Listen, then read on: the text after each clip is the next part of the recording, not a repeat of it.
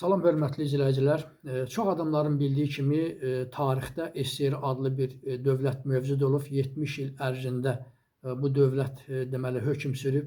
Bu dövlətin yaradılması, təşkil olunması 1922-ci ilin dekabr ayına təsadüf eləyir. Lakin bu dövlətin qurulmasında məqsəd 1917-ci ilin Böyük Oktyabr Sosialist inqilabından başladı, hazırlıqlar getdi. Beləliklə də 5 ildən sonra istək reallaşdı və Sovet İttifaqı quruldu.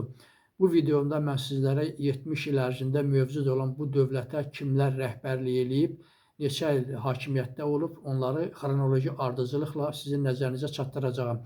Beləliklə 1922-1924 Vladimir Lenin, 1924-1953 İosif Stalin, 1953-1955 Georgi Malenkov, 1955-1964 Nikita Xruşov, 1964-1982 Leonid Brejnev, 1982-1984 Yuri Andropov, 1984-1985 Konstantin Chernenko və nəhayət 1985-1991-ci illərdə sonuncu dövlət rəhbəri Mikhail Gorbaçov olmuşdur.